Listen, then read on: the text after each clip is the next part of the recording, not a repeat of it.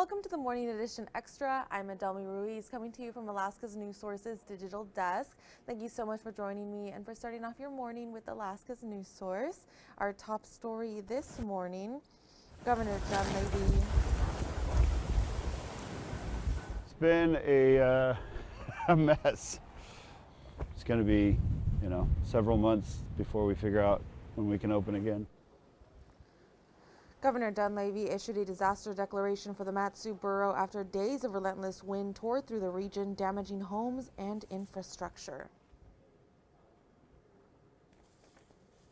Recent wind blasts across the borough, snapping power lines and forcing many families into days without heat or water. The governor's order now opens state disaster recovery programs for the Matsu. That includes individual and public assistance. Homeowners will soon be able to apply for grants. Officials say if your home was damaged and you can safely begin repairs, start tonight and do not wait. The first thing that you want to do is take photos and videos of the damage, make a list of those damages. If you get any type of estimates or have receipts for materials, keep those. Contact your insurance company and then have all of that documentation ready when you apply. The state's individual assistance program is available to eligible families in the valley in the coming days. And one of the state's most recognized youth organizations is closing its doors for good, leaving families searching for childcare and after-school services. The Boys and Girls Club of South Central Alaska says years of financial strain have pushed the program to a breaking point. Joe Allgood spoke to the CEO to learn why it's come to this. The unfortunate announcement that the Boys and Girls Club of South Central Alaska is closing might come as a shock to those who rely on its child care services and programs. And by the end of this month, they're going to have to look elsewhere for those same services.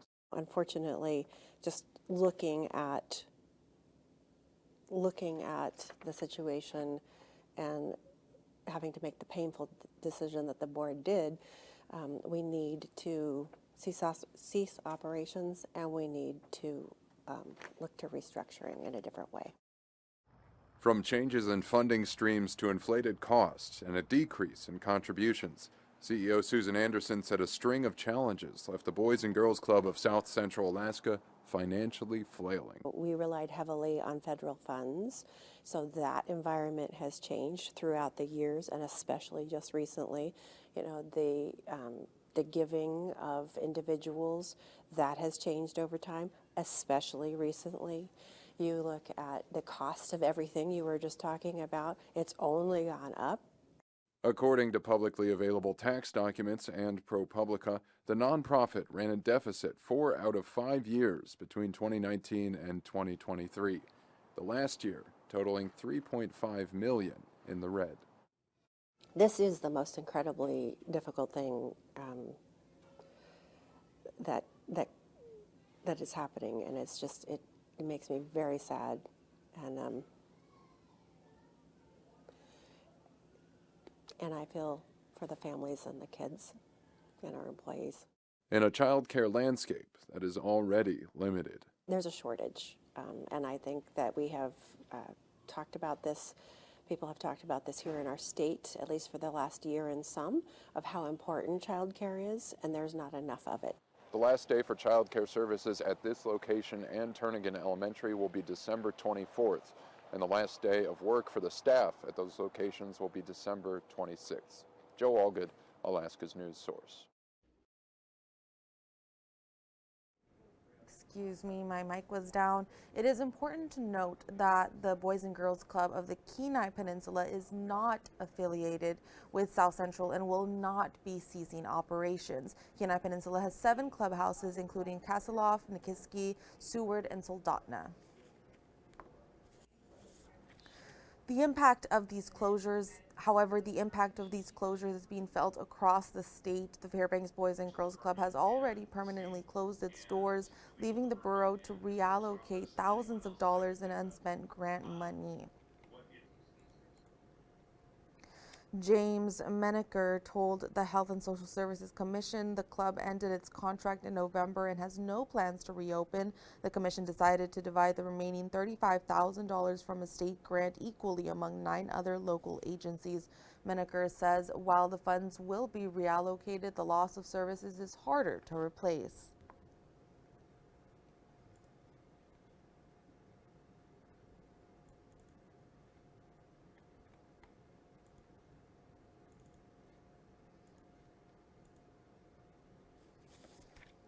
The son of a tribal judge is wanted after Alaska State troopers say he kidnapped a tribal police officer in Tuksuk Bay. Troopers say 44-year-old Adrian Kilukiak forced Officer Gregory Carl into a vehicle at gunpoint on the night of November 29th. The affidavit identifies Mary Kilukiak as a tribal judge and also reports Adrian pointed a semi-automatic pistol at Carl and a revolver at Carl's brother before firing one of the guns twice. The report says that happened once on the road and once inside the home.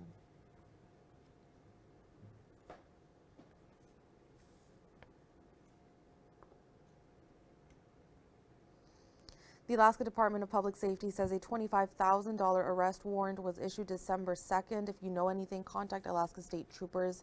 And a Fairbanks jury convicted 38-year-old Tessa Hillier of second-degree murder in the May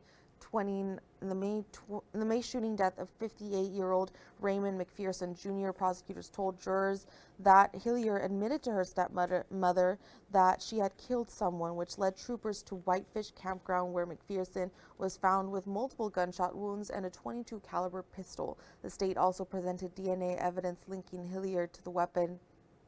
A defense argued she acted in self-defense, but the jury rejected that claim. Hillier faces between 15 and 99 years in prison. Sentencing is set for May of next year.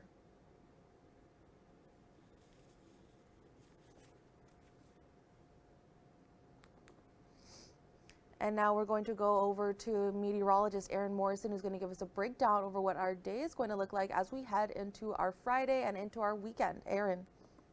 Still holding on to some of those cold conditions across the state this morning. Adelmi, some of the coldest weather as you head into the interior, where we are seeing 34 below in Fairbanks this morning, as well as McGrath. Now notice areas out towards the west coast as well as Gamble already climbing into the teens, if not right around that freezing mark. That warmer weather will drive into western Alaska, the slope, and towards Fairbanks later this evening on into your Friday. And that comes as our ridge begins to flatten, and we've got an area of low pressure that's moving into the Chukchi Sea, which will sweep right along the northern border of the state, and that will lead to some increasing snowfall potential for areas of Alaska. So there's our ridge. On the eastern side of that ridge, we've still got winds coming in out of the north, which is reinforcing those cold conditions. And then on the western side of that ridge, those winds are already beginning to shift around out of the southwest, which will drive in some gusty conditions along the slope, where we'll see winds of about 30 to 50 miles per hour today, where we will be seeing some areas of blowing snow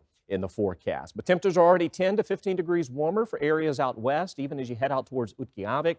Here in Anchorage, we're also seeing some warmer conditions, but that's largely due to our winds through the night, which did remain fairly gusty for parts of South Central. So as our ridge flattens, we'll see that area of low pressure ride right along the periphery of that, the northern periphery of that ridge, which will drive eastward along the slope. Once that builds to the east and moves out of the region, we'll see another dip in our jet stream, and that's going to drive in even colder conditions to the state. But notice our winds in the upper levels of the atmosphere as we welcome in the close of this week. They'll be coming in out of the northwest, so we will see some gap winds, which will impact areas of South Central. So we'll likely hold on to a period of several days starting this weekend and lasting through next week, where we'll see some gusty conditions in the forecast. We do have winds out west as well. 20 to 50 miles per hour look possible throughout the day, where we will see some blowing snow in the forecast for areas that do have snow in the forecast for today. Winds die down across South Central for your Thursday and then pick right back up Friday night on into the weekend. And this will largely be gap winds across South Central. So Seward, out towards Whittier, Valdez, western parts of the Kenai, even out towards Kodiak and then southern parts of the Matsu Valley and parts of the Anchorage Bowl. We'll see some extended stretch of some breezy conditions. Anchorage, about 20 to 30 mile per hour winds look likely this weekend, nearly double that into the valley. So we will see another extended stretch of some windy conditions, which may loft any debris that we still have for areas of the valley. Temperatures today will stay in the teens for many areas across south central, if not some lower 20s. Nothing significant in terms of those impacts. You can see those winds again do increase as we welcome in the weekend, and will continue to favor cold conditions across the state. Now, that area of low pressure we were talking about building into the Chukchi Sea, that will drive snow across the state from western parts of Alaska into the interior, where we are expected to see a couple of inches for Fairbanks and surrounding locations as we welcome in Thursday night on into our Friday and early Saturday morning before it does taper off. And then you can see drier weather does return to a good portion of mainland Alaska. So how much snow are we talking about for the interior? On average, we'll see about 2 to 5 inches with some locally heavier amounts. Nothing significant in terms of that accumulation as we welcome in the weekend, but that will bring a nice coating of some fresh snowfall across the region.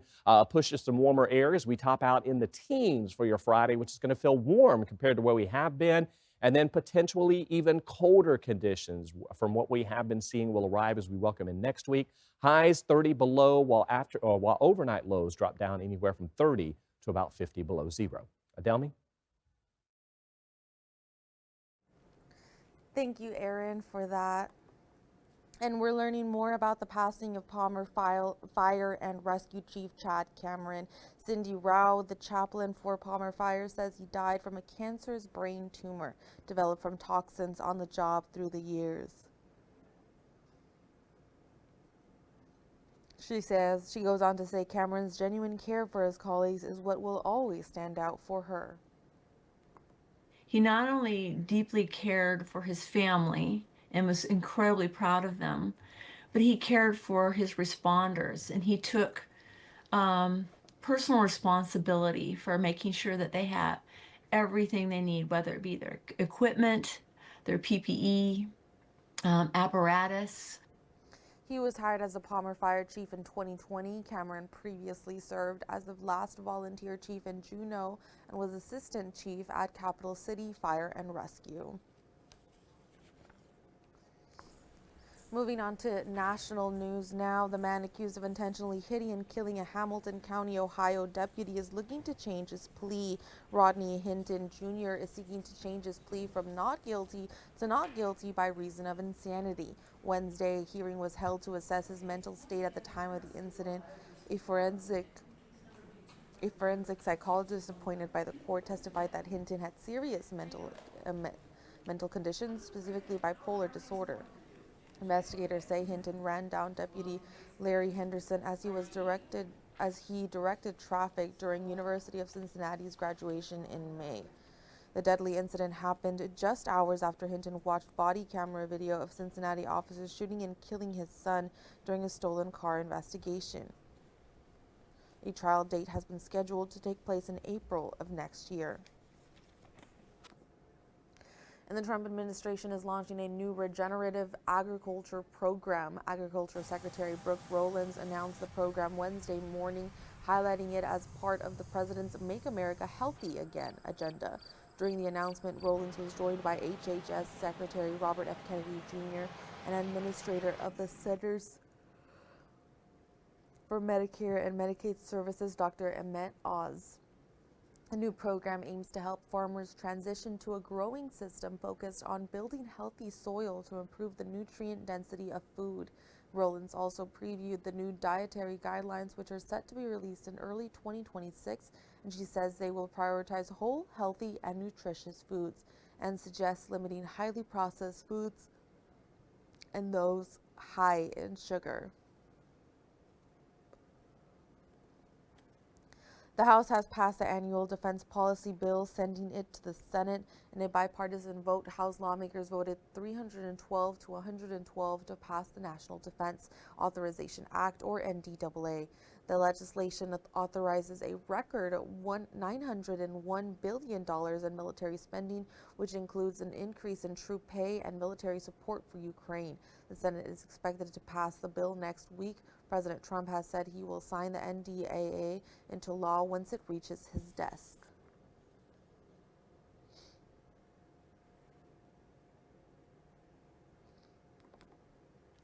For more than 4 decades, a Kentucky father held on to hope that he would see his little girl again. She was just 3 years old when she and her mother disappeared.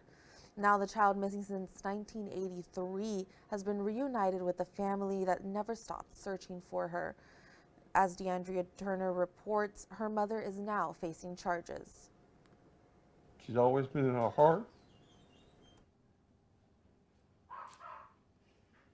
I can't explain that moment walking in and get to put my arms back around my daughter. 43 years of waiting. And it's hard to look at her as an adult when I last seen her, she was a 3-year-old. For an emotional reunion with his missing daughter, Michelle.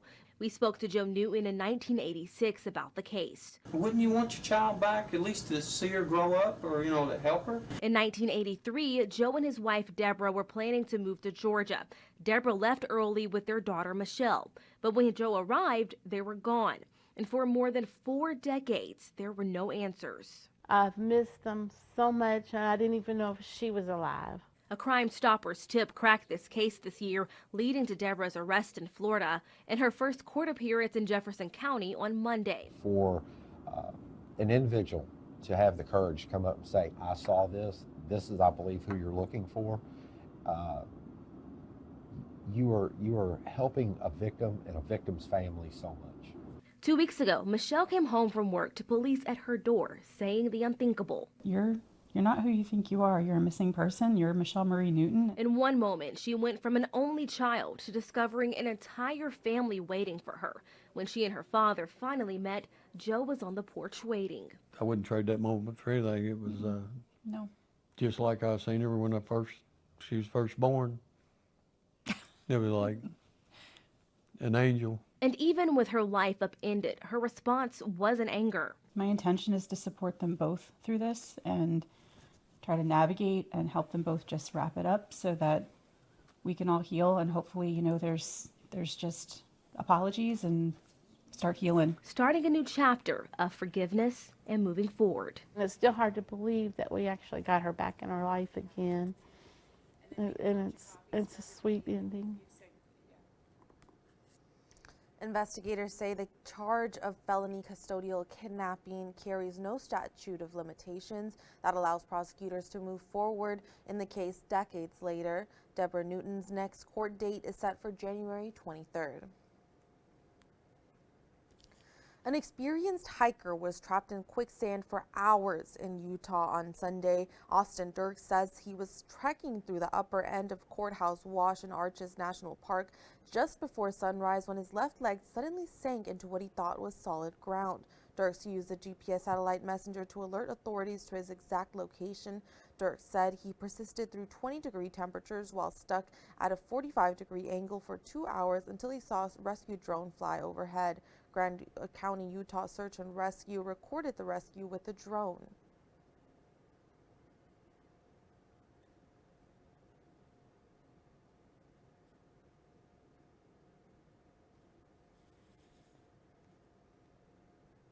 You can see that rescue taking place right there. An elderly Michigan woman is lucky to be alive after officers pulled her from a burning car. The dramatic rescue was captured on body cam video. Julia Avon spoke with the police sergeant, and he says the officers were just doing their job. We got the engines engulfed. This was the scene Monday night on 18 Mile and Van Dyke. Hey, somebody inside? And for Sergeant Justin King of the Sterling Heights Police Department, it was a rare one. This one was worse than normal. King says he and his officers were sent to a serious crash, but were met with something more, a car on fire with an elderly woman inside. As of now, investigators believe the woman ran into a pole. I got you. I can't walk. It was a chaotic scene. Sergeant King says they rescued the woman from a burning car in the middle of rush hour traffic. For me and my officers, as we're responding to that scene, like, you got to account for that, because, you know, they're putting their lives in danger as they're trying to get her out of the car. Same with the bystanders that were assisting my officers as we're trying to get them out of there. So Check and make sure she doesn't have an arterial bleed. Officers began performing life-saving procedures on the woman in the snow. The Sterling Heights Police Department commended the actions of these officers, even called them heroic. Thank you. Thank you. But for Sergeant King, he says it's just a part of the job. it's the core value that almost always comes up, is the desire to help people. And because, like, if you don't have that desire, you're not going to put yourself in that danger. The police sergeant tells us the woman who was in the burning car is going to be okay. And now heading over to John Thompson, who spoke with our Alaska's News Source Washington correspondent Emma Wolfers about what's going on in the government, including an interest rate cut and the healthcare battle. All right, the Federal Reserve has announced its third straight interest rate cut. Alaska's News Source Washington correspondent Emma Wolfers joins us from D.C. Emma, why did the Fed feel like another cut was necessary? Well, John, the general consensus here was to bolster hiring and provide a boost to the U.S. economy. But officials on the Fed were actually kind of split on whether or not to even do this rate cut. 3 members thought it wasn't warranted because inflation has remained somewhat elevated. Ultimately, they went ahead with this cut of 1/4 point, bringing rates to a 3-year low. They did signal they are taking a wait-and-see approach for the future and expect to only cut rates once next year. This cut will have an immediate impact on credit cards, car loans, and savings accounts, and some economists say mortgage rates may also see a decline, which could provide a boost to the housing market. Well, a federal judge has ruled that the Trump administration must stop deploying, National Guard troops to Los Angeles. Emma, what more can you tell us about that decision? John, the judge here granted a preliminary injunction forcing the administration to stop sending California National Guard troops into Los Angeles and return control of the troops to the state. This case was brought by California officials who opposed President Trump's move to use state guard troops without the governor's approval. The administration initially called up more than 4,000 California National Guard soldiers, but now only about 100 or so troops actually remain in the Los Angeles area. The administration did extend the deployment of those soldiers until February and has tried to use some California Guard members in Portland, Oregon for other deployments. The judge here did put this decision on hold until Monday, so we may not see those soldiers immediately leaving the area. Oh, Emma, concerns grow about the U.S. involvement in the Caribbean, and we heard President Trump announce that we have seized an oil tanker off the coast of Venezuela. What do we know about this? Well, the president mentioned this to reporters during an unrelated White House roundtable Wednesday afternoon, and this comes amid mounting tensions with Venezuelan President Nicolas Maduro. The seizure was led by the Coast Guard and supported by the Navy, and in a statement, Attorney General Pam Bondi provided a few more details. She wrote, quote, "For multiple years, the oil tanker has been sanctioned by the United States due to its involvement in an illicit oil shipping network supporting foreign terrorist organizations," end quote. This tanker was reportedly carrying Venezuelan crude oil headed for Cuba. Venezuela's government did release a statement Wednesday evening saying the seizure, quote, "constitutes a blatant theft and an act of international piracy." President Trump was asked Wednesday what would happen to the oil on board the seized tanker. He said, quote, "Well, we keep it, I guess," end quote. All right, and finally, Emma, the congressional health care battle coming to a head in the Senate. Can you break down the competing plans and what you're hearing from lawmakers? Yeah, John, we've been talking about how these Affordable Care Act subsidies expire at the end of this year, and if there is no congressional action, health insurance costs will dramatically increase for millions of Americans. The Democratic plan here just simply extends these expiring credits for another 3 years. Connecticut Senator Chris Murphy said Wednesday, quote, Republicans could just do the right thing. They can vote for a simple bill to just postpone this disaster, end quote. But Republicans say the Democrats' plan does nothing to reform the Affordable Care Act, which is what they've been pushing for. So instead, they've introduced their own plan. It would let the enhanced credits expire and then put that money into health savings accounts for people who buy certain Obamacare plans. Louisiana Senator Bill Cassidy, who co-sponsored this bill, said, quote, we're putting money in your pocket to pay for the insurance policy out of pocket, end quote. Now, neither bill is expected to get the 60 votes needed to pass the Senate. Lawmakers are not planning on crossing the aisle to support the other party's plans, and President Trump hasn't backed either plan. He has said he wants money to go directly to consumers, not insurance companies. But the clock is ticking even more here because lawmakers will leave D.C. next week for their holiday break. All right, Alaska's news source, Washington correspondent Emma Wolforce in D.C. Emma, we appreciate you very much.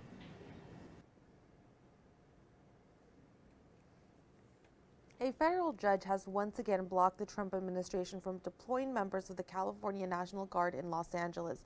On Wednesday, U.S. District Judge Charles Breyer granted the preliminary injunction filed by the state of California, pausing the deployment of troops until December 15th, to allow time for the Trump administration to appeal. More than 4,000 California National Guard members were initially called up to L.A. While that number has dropped to several hundred, the deployment was extended until February.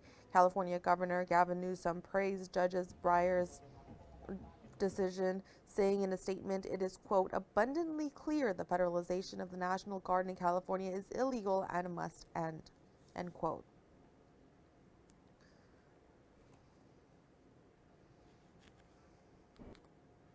December 15th is the last day for people to enroll in next year's healthcare plans through the Affordable Care Act, but Congress still hasn't passed a plan that would prevent premiums from skyrocketing in the new year. Washington correspondent Emma Wolforce has the latest on the Senate shutdown from Capitol Hill. Thursday, Senate Republicans and Democrats will put their respective health care plans to the floor for a vote. But with a lack of bipartisan negotiations, those tax credits keeping ACA premiums down will likely expire in the new year. Our members have decided that we're going to vote on a Crapo-Cassidy proposal. It actually does make health insurance premiums more affordable. The newly announced Republican proposal would increase access to health savings accounts and replace the tax credits with HSAs. However, it would also further restrict reproductive and gender-affirming care. Senate Minority Leader Chuck Schumer maintains the Democratic proposal for a 3-year tax credit extension is the only way forward. As of now, that proposal is expected to fail. We asked Schumer if Thune's announcement could help kickstart negotiations. Now that that's out, do you see any path forward to find something in between these two proposals, or is it one or the other? Their plan is a non-starter that doesn't lower health care costs, that doesn't extend the ACA one day, which is what the American people are asking for, and has all these poison pill riders, such as abortion, which they know are killer amendments. So is there any path to negotiation? Next. I was just going to ask you Look, about the negotiations. We're always willing to sit down and negotiate with someone who will lower costs. Their bill was absolutely not lower costs. To move forward, the Senate rules of debate mean either plan still needs to get 60 votes. What happens on Thursday? Maybe there's some wise Democrats who will decide to vote for a proposal like that. But if there aren't, if neither proposal gets 60, then we'll see where it goes from there. In Washington, Emma Wolforce. Uber is now making it easier to get a ride home from the airport. The rideshare company is launching physical kiosks at arrival terminals at select airports that allows travelers to book a car even if they don't have the app. Simply walk up to the kiosk, enter your destination, select your ride type, and pay. The kiosk will print a paper receipt with the trip details. The first kiosk will debut at New York's LaGuardia Airport, with more planned for hotels, ports, and other airports in the coming months. With the holidays quickly approaching, many shoppers are turning to their screens instead of the stores. In this watching your wallet and Consumer investigator Ruiz shares how to shop safely on the internet this holiday season. Online shopping may save time during the holidays, but consumer advocates say it also opens the door for scammers. Before checking out, they urge shoppers to verify who they're buying from and whether the site is legitimate. The threat of online shopping, of course, is that scammers like to impersonate and steal people's money in a couple of different ways. Cliff Steinhauer is the Director of Information Security and Engagement with the National Security Alliance. He says one of the biggest risks is impersonation sites, basically fake pages designed to look like major brands. You might see like everything looks pretty close to the real thing, but there's a difference in the URL or in the address bar, which sometimes they can do little tricks to actually hide the address bar where you can't see what site you're really on. Steinhauer says scammers know the holidays bring a flood of online deals, and they hide their traps among them, hoping shoppers won't notice the warning signs. And they'll just have all these deals that are usually too good to be true to get you to even go to that site in the first place. So that's one of the biggest red flags, of course, is a too good to be true offer. And if you do run into a problem, even if you don't lose money, Melanie McGovern with the Better Business Bureau says you should still report it. So let's say you're shopping, you find a retailer you've never heard of, you go over to a search engine, you type in the name of that retailer, oh, look, a BBB scam report popped up. Then you know that you want to use caution or maybe avoid that website based on other people's experiences. That's why it's so important to report any online purchase fraud to the BBB. With this Watching Your Wallet, I'm Carice Jackman. The BBB also says to check a retailer's reputation before you enter your credit card information. A quick search can save you from a holiday headache. And if skiing isn't quite your thing up here in Alaska, you're single and the cold weather has you wanting some warmth, some tropicalness, you may be in luck on TV. Jace Bertrand has a scoop on a hit show looking for Anchorage locals and how you can get involved. Come on. This is insane. What it do, baby? A popular program is returning to Peacock, and this season, they're looking to the last frontier for recruits. I'm a more emotional type of guy, so I really don't care if I cry in front of you. Love Island USA producers say they want relatable, charismatic people from all walks of life, including those who may have never considered going on a dating show. I am, but not like fully gonna judge you.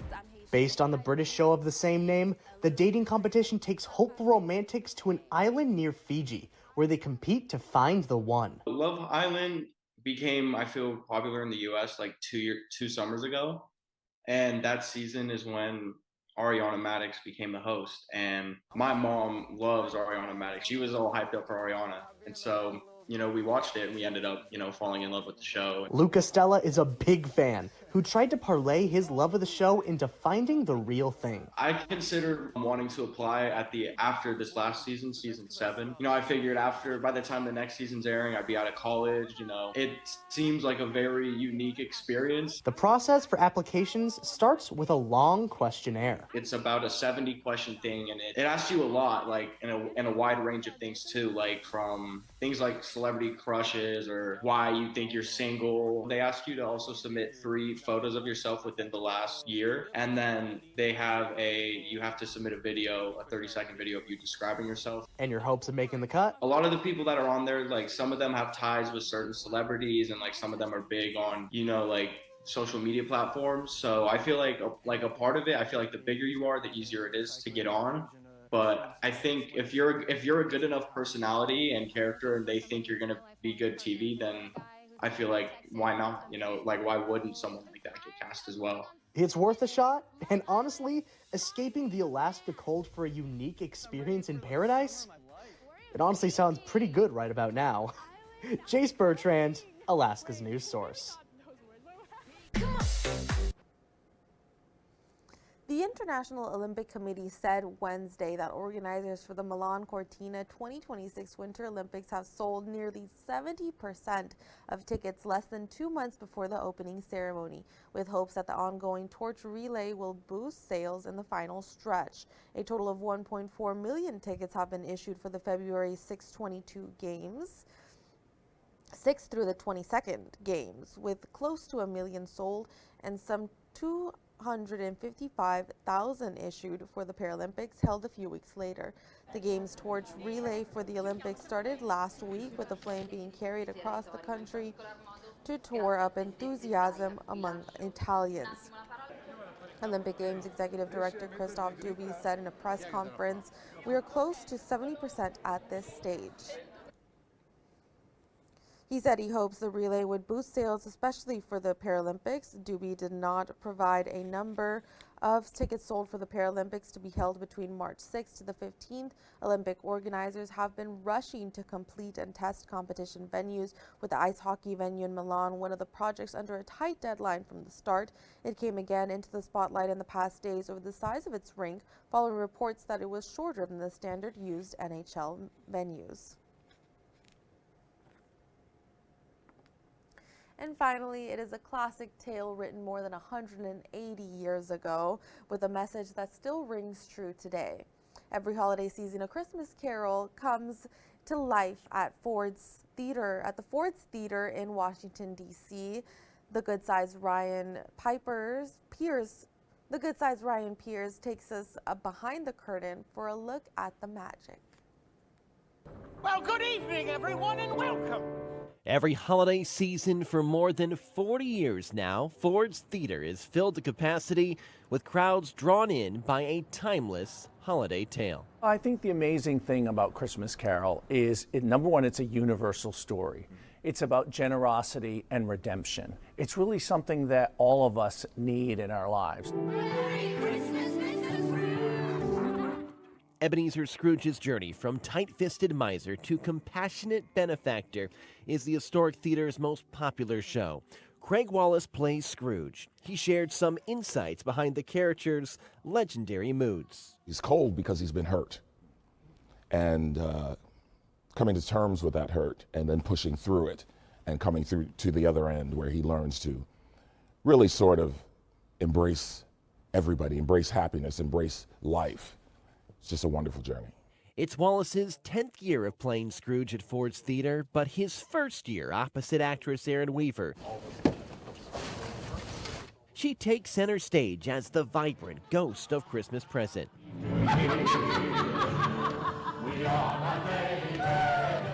What moves me about this story, and I hope will capture the hearts of the audiences that come, is that you don't necessarily have to be or know someone whose behavior maybe isn't extreme or as intense as Scrooge's.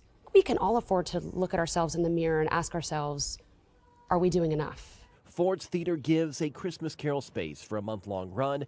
Night after night, people fill the nearly 700 seats, wowed by the acting, sets, and costumes, enjoying the holiday tradition. It feeds the budget of Ford's Theater that allows us to keep this historic site alive after all these years. I know the story back and forth. I know how it ends. I know what happens. But every year, I get a little tear in my eye, and I think, okay, the story's still working. Merry Christmas! Merry Christmas!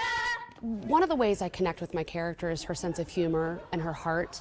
But I aspire every day to channel her ability to be present, to think about how to help and connect with other people. We all are, in different moments in our lives where we don't mean to hurt or be unkind, but maybe we are. And so it's a great opportunity to check in and say, maybe we could take a risk, open up a little. Common welfare is our business.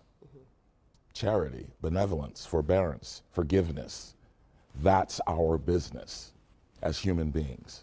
And this story reminds us of that. And there's nothing too bah humbug about that. In Washington, D.C., I'm Ryan Pierce. And that is it for the Morning Edition Extra this Thursday morning. Thank you so much for starting off your morning with Alaska's news source, and have a wonderful rest of your day. We'll see you back here at noon for the latest in news, weather, and more. Have a good one.